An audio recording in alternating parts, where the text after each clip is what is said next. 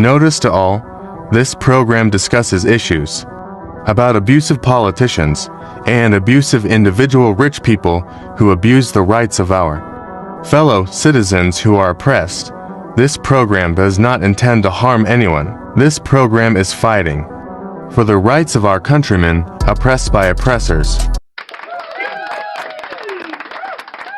Magandang umaga po sa inyong lahat. Muli nandito na naman po yung lingkod, Epipanyo Labrador, sa ating programang Civilian Anti-Crime Group, Epipanyo Labrador.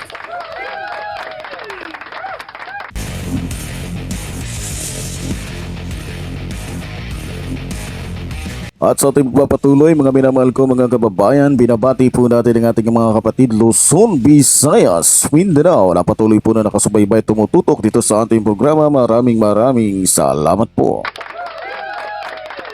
At din pinasasalamatan din ho natin ang ating mga kapatid sa abroad na patuloy po nakatutok dito sa ating programa at sumusubaybay. Maraming salamat po sa inyong lahat. Maging sa ating mga bago mga subscribers na nakikisa ho sa ating pinaglalaban dito sa ating programang Civilian Anti-Crime Group, Epipanyo Labrador. Maraming salamat po.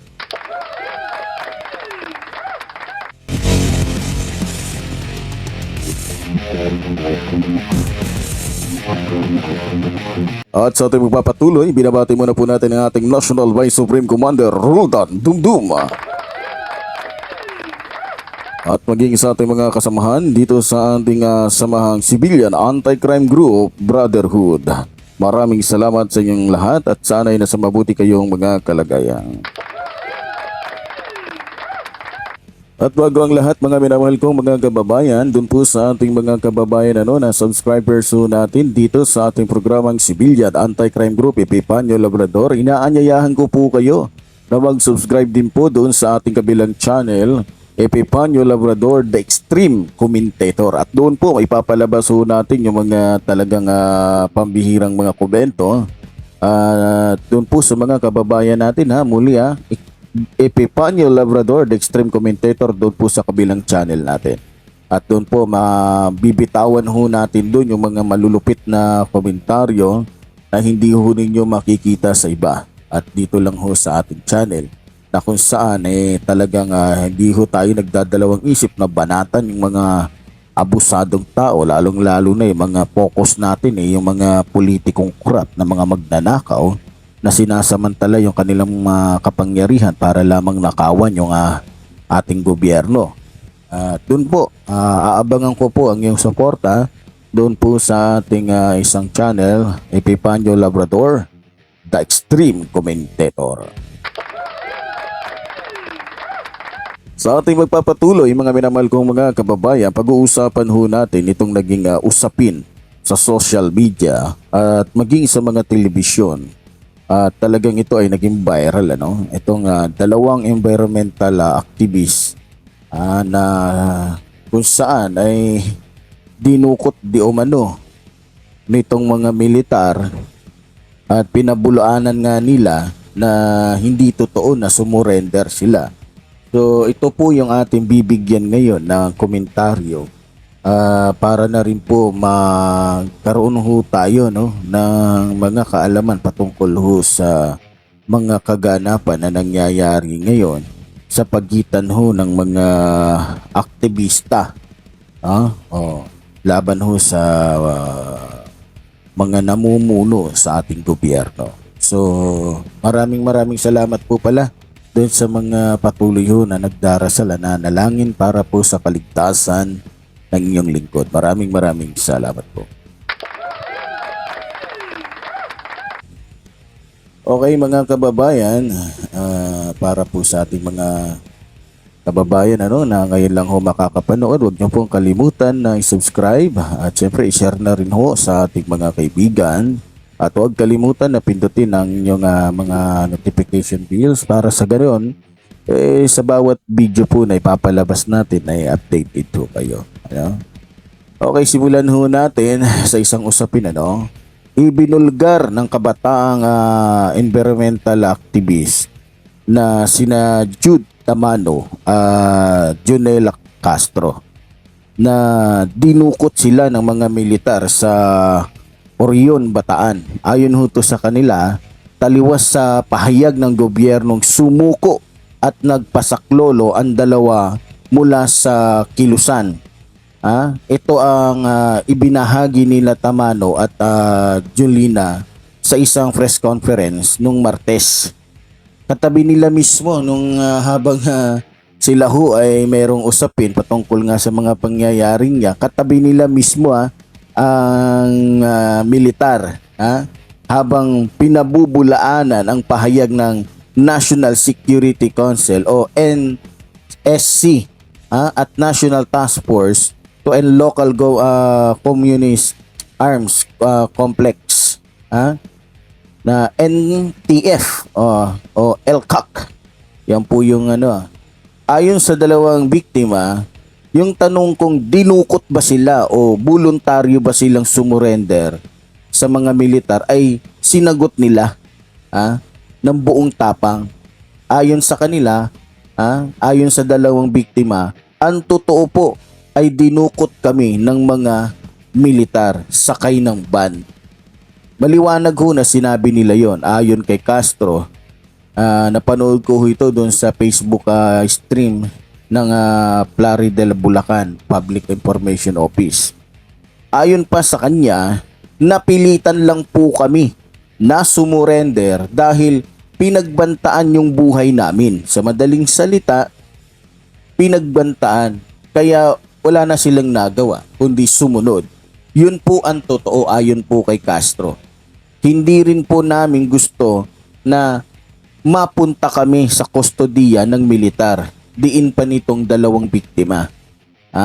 Dagdag pa sa kanilang mga salaysay, hindi rin po totoo yung laman ng affidavit dahil ginawa yun. Ginawa yun. Pinirmahan yun sa loob ng kampo ng militar. Sa madaling salita, gusto nilang sabihin na yung laman ng affidavit na pinapirmahan sa kanilang dalawa ay gawa-gawa lamang ng mga militar. Ayon po sa kanilang testimonya, dahil na rin sa takot, sumunod na lang sila. Malinaw naman na sinabi nila na wala kaming magawa sa mga pagkakataon na yun. Sa madaling salita, kumbaga dahil sa biglaan siguro na nangyari at dahil na rin sa takot, alam nyo naman militar, mga armado yan. Buti sana kung dala-dala lang ng mga yan, mga walis tingting. Kahit naman sino, pagka ganun ang dala siyempre mga militar yan, alam naman natin, may mga militar na warshak. Mayroong mga militar na talagang masasabi mo, talaga. Kung maalala ho ninyo mga kababayan, ikalawa ng Setyembre ng gabi naiulat ang pagkawala ng dalawa na siyang kilala sa pagkakampanya laban sa controversial na Manila Bay Reclamation. Ayon pa sa mga saksi, sinasabing naghahanda ang dalawa para sa relief operations at consultation sa komunidad ng Bataan bago ang insidente.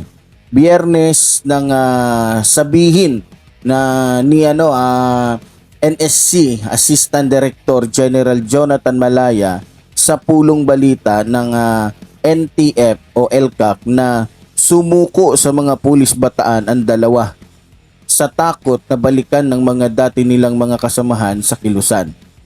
Sa kabila nito, ipinunto ng AKAP na Kamanila, AKAP Kamanila Bay,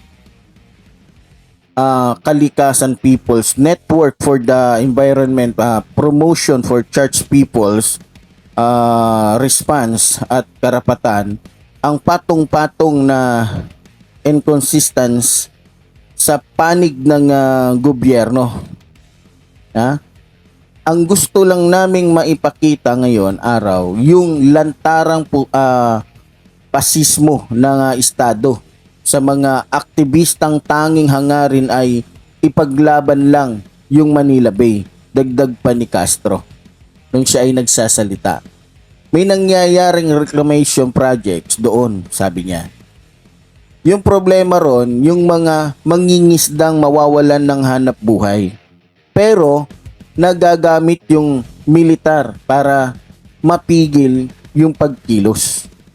Ha? Pero sa kabila ng mga testimonya na binitawan ng dalawang biktima, patuloy na pinaninindigan ng AFP na sumurrender nga sa kanila itong dalawang biktima. Sa kabila ng pagsasalita ni Tamano at Castro, nagmatigas sa parehong press conference si 70 Infantry Battalion Commander Officer Lieutenant Colonel Ronel de la Cruz na totoong sumuko at nagpasaklolo raw ang dalawa mula di umano sa mga makakaliwang grupo. Dagdag pa ni Lieutenant Colonel Ronel de la Cruz, sila po ay kusang sumurrender sa amin noong September 12. Malinaw po paliwanag pa ni Lieutenant Colonel de la Cruz, madaling araw na po noong sila ay nakarating sa kampo o sa 70 IB o Infantry Battalion. Dagdag pa ni Colonel, dagdag pa niya o ayon sa kanya, pagkatapos po noon, na-meet ko na sila. Giit pa ni De La Cruz. Kumbaga doon lang na-meet ni De La Cruz itong pagdating na doon sa kampo. Ayon pa nga sa kanya, pinamedical din daw nila ang dalawa upang makita kung maayos ang kalagayan o kalusugan nitong dalawa. Binigyan din daw ang dalawa ng mga abogado habang pinanunumpa ang kanilang mga salaysay. Bagay na klaro naman daw at in-edit pa na ipakita naman sa sa NTF LCAC na nanunumpa sila ng kanilang sa kanilang sarili o nanunumpa sila doon sa kanilang mga sinabi. At pinagmalaki pa nga niya na nakabidyo naman daw na nanunumpa itong dalawang biktima sa harap daw mismo ng Public Attorney's Office.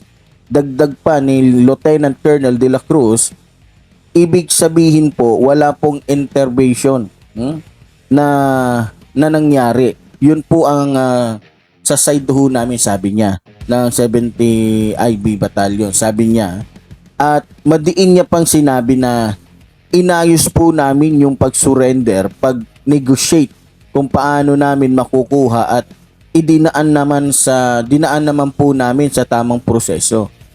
Matatandaan na iginiit noon ni Malaya na hindi environmentalist sina Tamano at Castro at organizer daw sila ng Kabataan Party List at Karapatan. Parehong ayon po sa kasi yun po yung niya kung natatandaan niyo, iginiit noon ni Malaya na hindi environmentalist sina Tamano at Castro at organizer daw talaga ng Kabataan Party List at Karapatan. So doon po binigyan ni Colonel ng punto yung sinabi ni Malaya. Parehong legal na grupo ang mga ito, ngunit nire-red tag ng gobyerno. Hindi alam sa anong kadahilanan, legit naman at nakarehistro to. Ibig sabihin hindi sila mga ewan lang dyan, nakarehistro to. Pagkatapos na nagsalita itong si Lieutenant Colonel de la Cruz, agad namang pinasinungalingan ni Tamano ang mga sinabi ni de la Cruz at sinasabing naging biktima sila ng enforced disappearance noong 2 ng Setyembre. Ayon pa sa kanya, nung gabi po ng September 2, naglalakad lang po kami sa kalsada nang mayroon pong dumukot. May tumigil pong SUV sa harap namin, tapos dinukot po kami, tapos pinilit po kaming pasamahin sa kanila. Ibig sabihin may nangyari po sa pilitan. Naniniwala ko, alangan naman tawagin lang nila, halika, sakay ka. Tapos hindi nila kilala. Natural, hindi mo mapapapasok yan sa loob ng SUV nang hindi mo hihilain yan. Nang hindi mo tatakutin yan. Nang hindi mo lalabasan ng armas yan. Diba? Yun po yung totoo. Pagdidiin nila Tamano at Castro. Ayon pa sa kanila, akala po namin sindikato pero kilala po nila kami. O, biro mo ha, akala nga nila sindikato. O, pero dun sa punto na kilala nila kami, parang naanuhan sila, nahiwagaan sila, kaya siguro napasakay ng wala sa oras. Dahil po sa issue na ito, ay agad hong nakarating sa national headquarters ng AFP ang usaping ito na kanilang ikinabahala. Ha? Sa panayam ng Phelstar, sinabi naman ni AFP spokesperson Colonel Midel Aguilar na ipagtatanong niya sa mga unit sa ibaba kung ano talaga ang tunay na mga pangyayari. Ha? Dahil para sa pamunuan ng AFP, at kung totoo man yan, dapat mabigyan ng karapatang kaparusahan yung mga may kasalanan ng di pamarisan. Sa mga pangyayaring ito, sa totoo lang mga minamahal kong mga kababayan, pinagpuyagan naman, puyagan naman tuloy. Pinagpugayan naman ng human rights group ng karapatan ang katapangan nila Castro at Tamano na magsalita sa kabila ng kondisyon habang nasa kustodiya ng AFP. Ayon sa pamunuan ng human rights, nagsabi ng totoo sina Julina Castro at Jade Tamano sa kabila ng pilit na sitwasyon na kinasasadlakan nila. Idiniklara nila na dinukot sila ng militar, hindi sila sumuko at ikinulong sila sa loob ng kampo ng militar sa ilalim ng pressure at sa pagpilit. Ginawa ang lahat ng pag-aangkin ng kanilang pagsuko ay pawang kasinungalingan at kalokohan. Sabi ho ni Cristina Palabay, pangkalahatang kalihim ng grupo. At agad ho na hiniling ng human rights na palayain na sila Jade Tamano at Junela Castro sa kadahilan ng wala naman palang mga kaso ang mga ito o walang mga nakabinbin na kaso sa korte ang mga ito para patagalin pa sa kustodiya ng AFP. Ayon pa sa human rights at binigyan po nila ng diin ang kanilang sinabi para dito sa mga dumukot. Talagang galit na galit yung human rights. Sabi ho ng human rights sa mga dumukot dito kaya pananagutin nila ang mga otoridad ng gobyerno na responsable sa pagdukot at ngayon ay ang posibleng illegal na pagkulong, pamimilit at psychological na pagpapahirap kina Junila at Jade. Iginiit din nila Palabay na dapat agad mapakawalan ang dalawang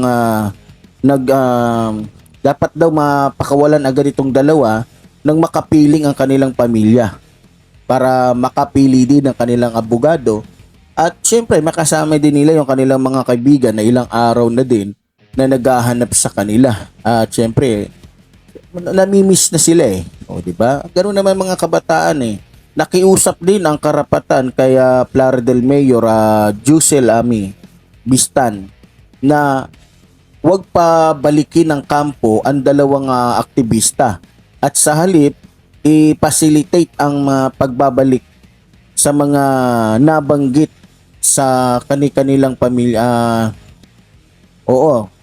Sinabihan ho ng kapatid natin ng ating mga kaibigan na nakikiramay talaga nakikipaglaban para dito sa dalawang aktivista na palayain na. At huwag nang pabalikin doon sa kampo, baka mamaya matroma na yan. Hindi na makapagsalita yan.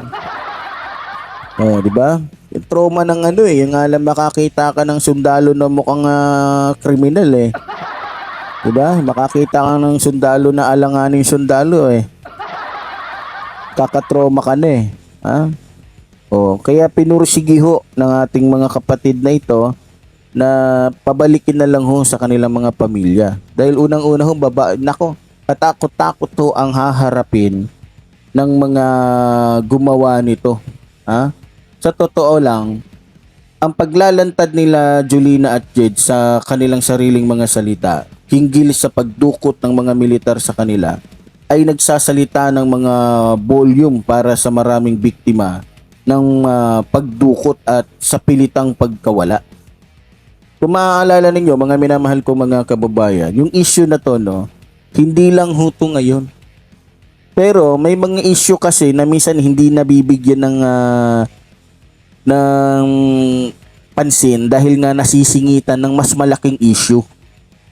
Ano? Pero ngayon, dahil wala namang ibang issue, kaya nabibigyan ng tong ganitong usapin. Salamat na lang ho, dahil sa bawat nagiging usapin, hindi man nagkakaroon ng resulta o hindi man nagkakaroon ng hustisya yung mga nauna, kagaya ho ni Ruel Ragay Digamo, marami nang pinatay. Kung hindi pa pinatay si Ruel Ragay Digamo, hindi mabubuksan, hindi masasama sa yung mga usapin pa noon tungkol sa mga issue ng patayan diyan sa Negros Oriental.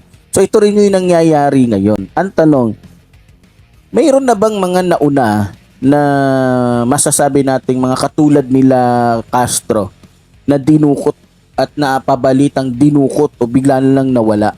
Kung maalala ninyo, mga minamahal kong mga kababayan, ilang taon na bang lumipas? Di ko matiyak yung nangyari ho doon kay Sherlyn Cadapan, yung University of the Philippines student na si Shirley Cadapan.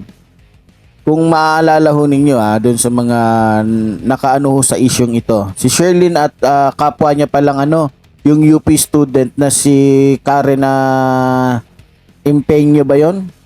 Na miyembro ng League of Philippine student ay dinukot umano ng militar sa Hayunoy.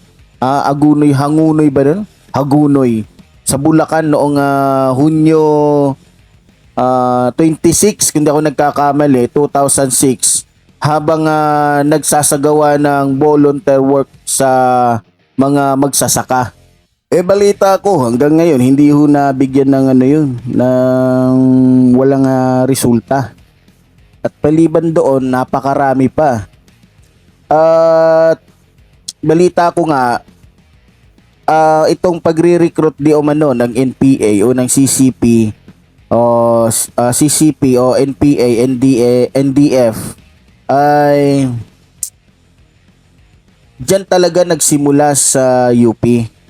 Kung di ako nagkakamali, na kung saan diyan nang galing si Joma Sison. Ano ba si Joma Sison diyan? Parang naging professor yata kung di ako nagkakamali. Ayon ho sa aking pagkakaalam, itong si Joma Sison ay isang Pilipinong manunulat, makata at aktivista na nagtatag ng Communist Party of the Philippines, CPP.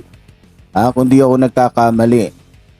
Pero ang original ho yata na pangalan nito ay Jose Maria Canlas Sison. Kumbaga pinaka-nickname ho niya ay Joma Sison. So namatay ho itong si Joma Sison December 16, 2022. Hindi ako nagkakamali. Pinanganak ko siya noong February 8, 1939. So ang tanda na nung namatay ito. Itong si Joma.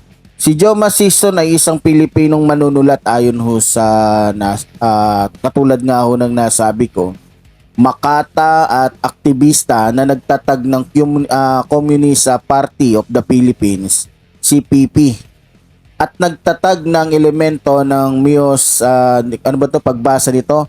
Mausmo sa filosofiya nito na tatawagin bilang pambansang demokrasya.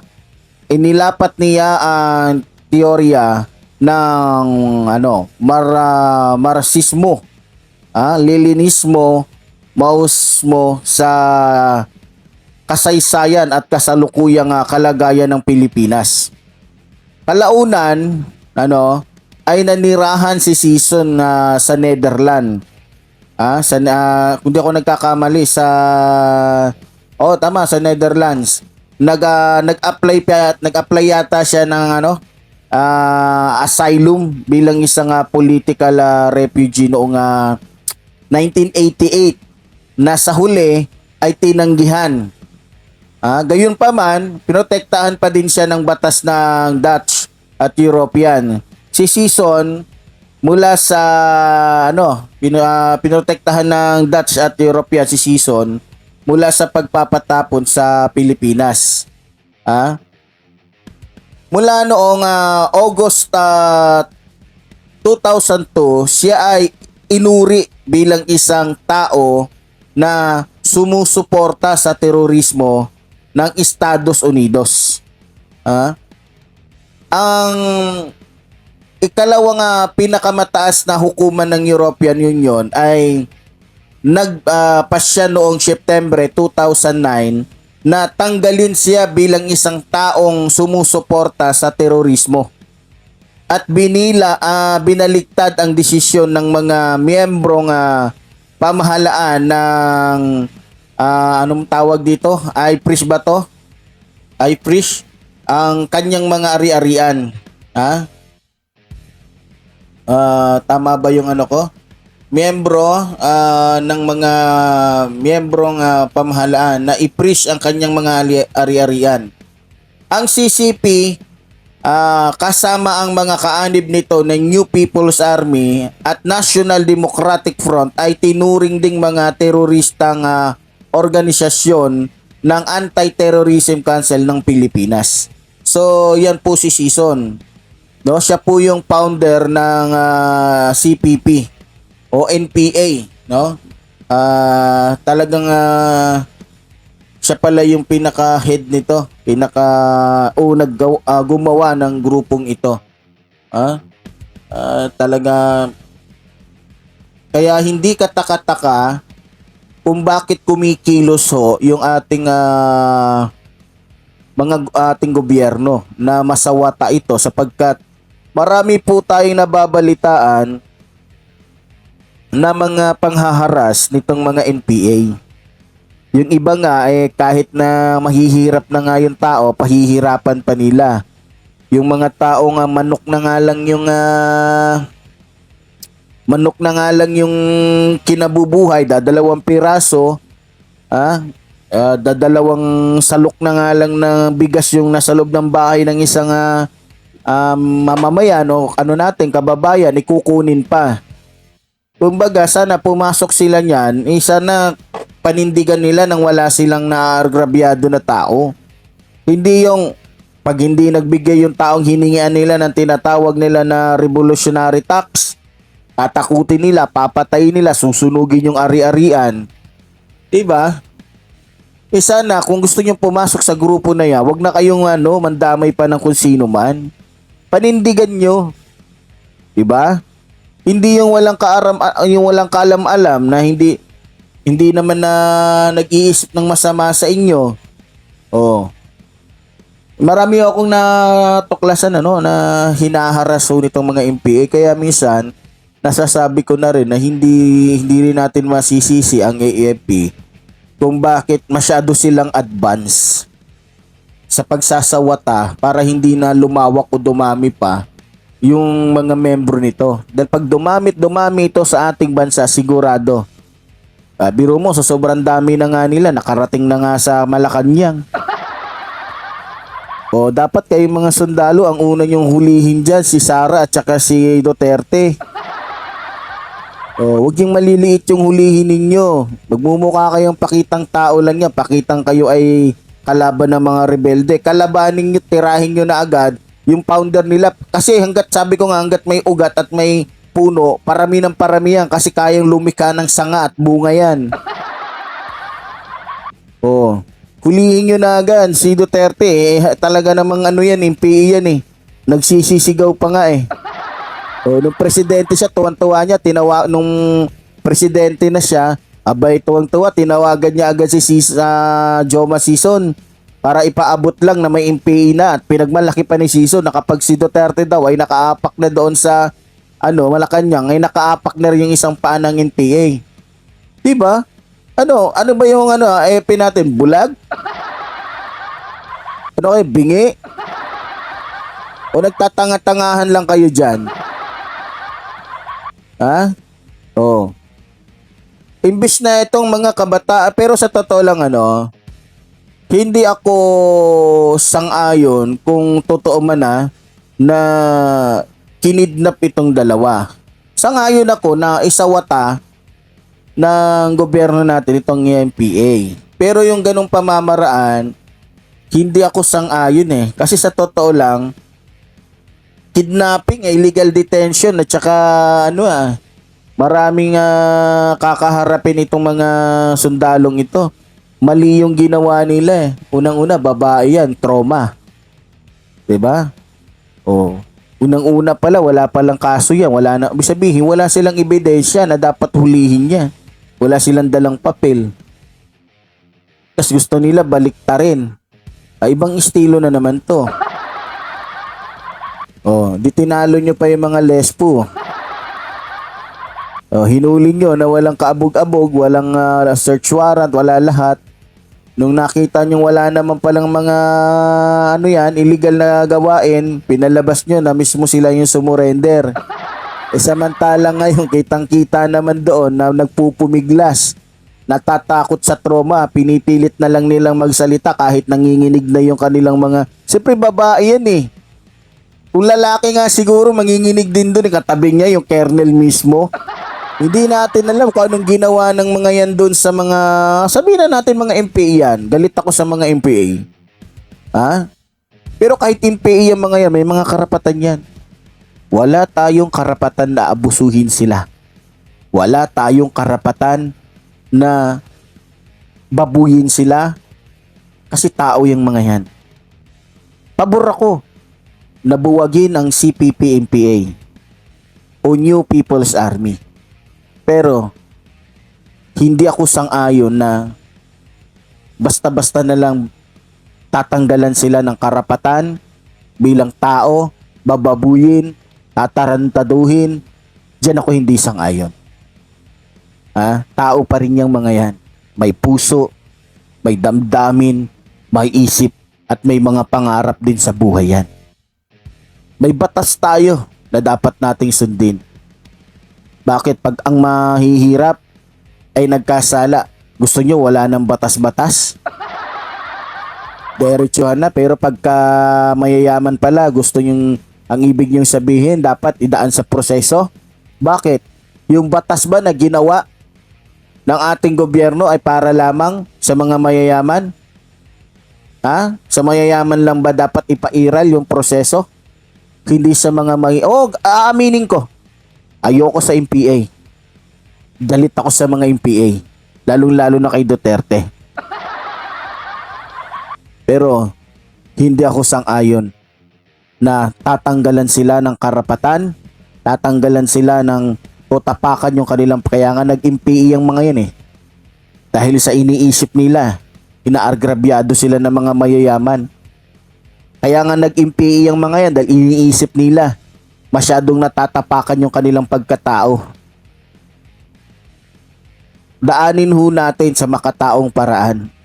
Nang sa gayon, maisip ng mga kapatid natin na yan, mga CCP-MPA, na itinuturing silang tao ng ating gobyerno at hindi mga hayop.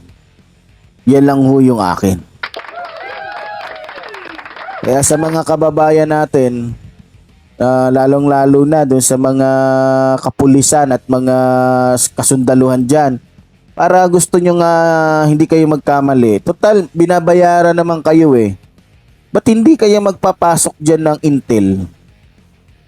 Kung ako yung magpapapasok ako ng intel dyan, kunyari estudyante. Para lang malaman ko kung sino-sino dyan yung mga nagre-recruit. Pag nakakuha ng kompletong ebidensya, ay di tsaka nyo hulihin, maghingi kayo ng permit sa UP. Diba? Ito ebidensya namin, nabidyohan namin. Kaysa naman po magulat kayo, biglang nawala. Ito diba? So, mas nasa proseso. Total, diba? Kaysa dampot kayo ng dampot pagdating sa ending. Ba naman yun? Para naman di kayo dumadaan sa training. Buti pa sa Ewan ko ba? Buti pa security guard eh, kung ang kuha yung instruction ng agency. Oh. So yun lamang po mga minamahal kong mga kababayan. So bago po tayo magtapos dito sa ating programa, naway lagi po namin kayo makakasama at makakapiling dito sa ating programa sa Civilian Anti-Crime Group Brotherhood Epipanyo Labrador. At sana huwag niyo kakalimutan na huwag mag-skip ng ads nang sa gayon makatulong ho kayo sa inyong lingkod. At maging sa ating programa doon sa kabila, aasahan ko po kayo na kayo po ay makakapiling natin doon sa ating programang Epipanyo Labrador, the Extreme Commentator.